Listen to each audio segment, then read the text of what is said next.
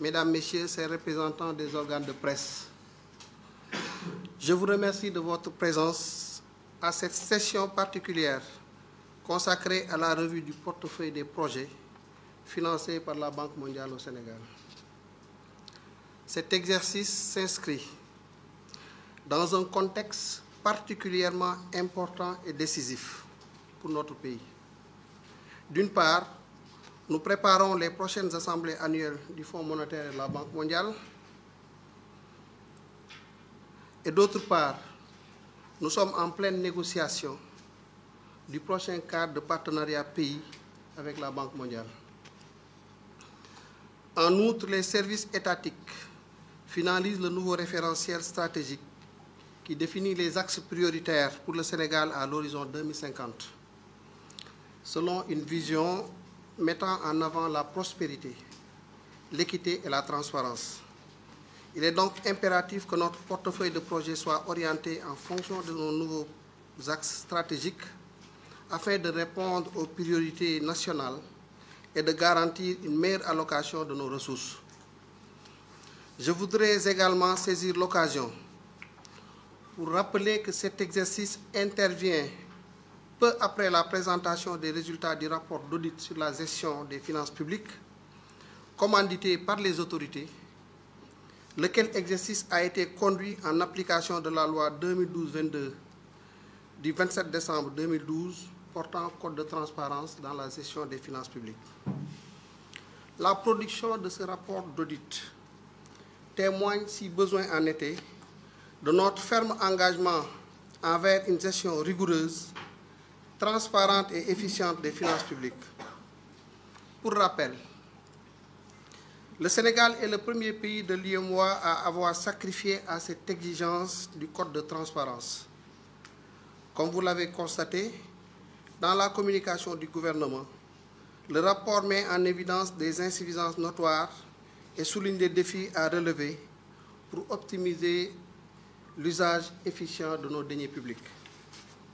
D'ores et déjà, et dans l'attente de la réception des observations de la Cour des comptes, le gouvernement réaffirme sans équivoque sa volonté à améliorer la gouvernance financière et à renforcer notamment l'intégrité du cadre de gestion de la dette et du budget, afin d'éviter que pareille situation ne se reproduise par la mise en œuvre d'actions concrètes et bien identifiées.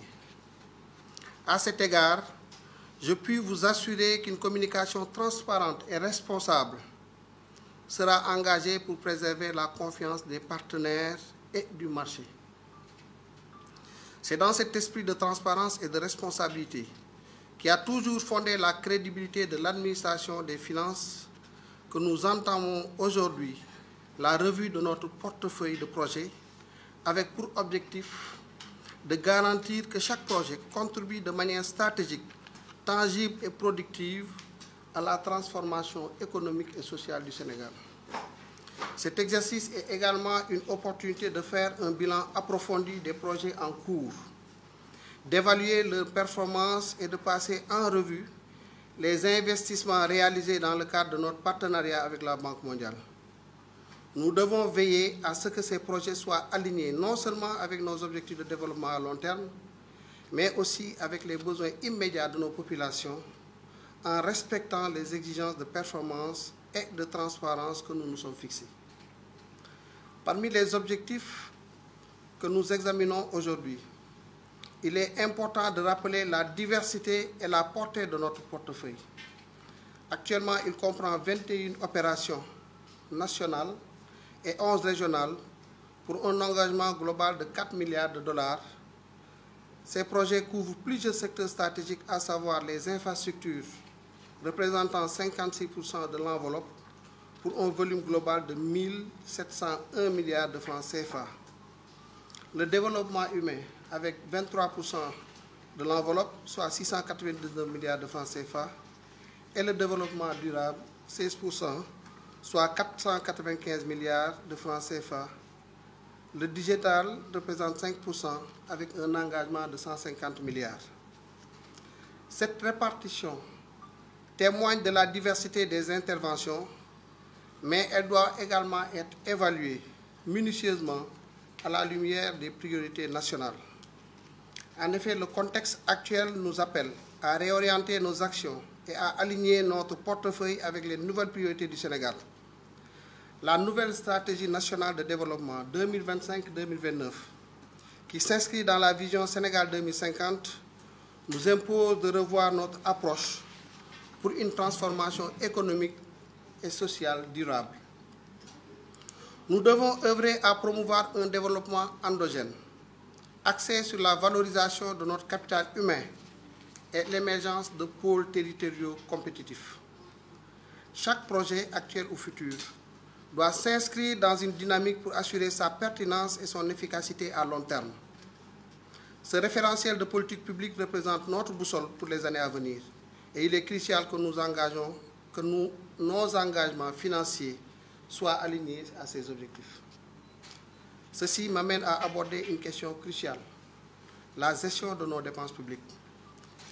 À la lumière des évaluations menées, il est impératif de rationaliser les dépenses allouées au projet en les orientant davantage vers les activités qui ont le plus d'impact.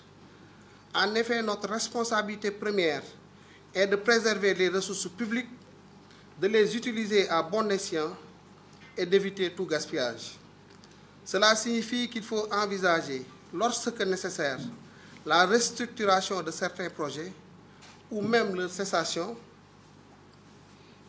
si leur pertinence ou leur performance sont remises en cause. Nous ne pouvons pas nous permettre de soutenir des initiatives qui ne répondent pas aux standards exigés, au risque de compromettre nos ambitions de développement. Au demeurant, il est essentiel de souligner que les projets qui continueront à être soutenus devront faire l'objet d'un suivi rigoureux.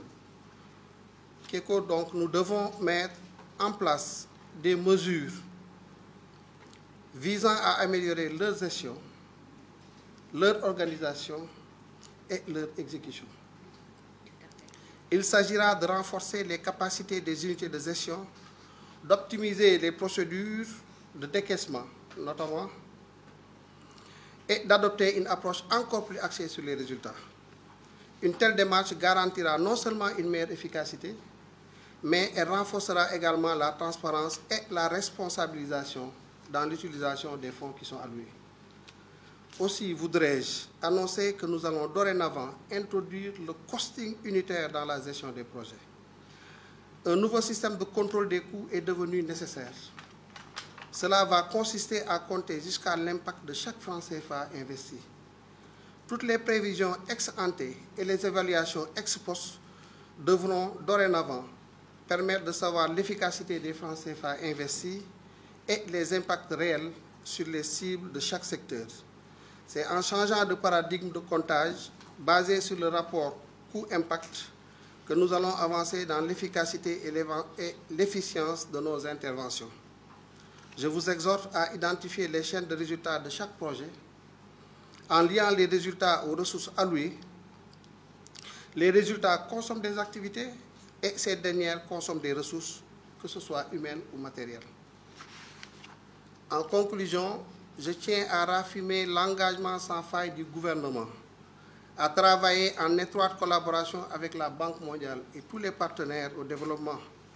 Notre ambition commune est de maximiser l'impact des projets en cours tout en garantissant que ceux-ci participent pleinement à la transformation structurelle de notre économie et au bien-être de nos populations. Ensemble, nous continuerons à bâtir un Sénégal plus prospère, plus juste et plus souverain grâce à une gestion rigoureuse et transparente de nos ressources publiques. Je vous remercie de votre très aimable attention.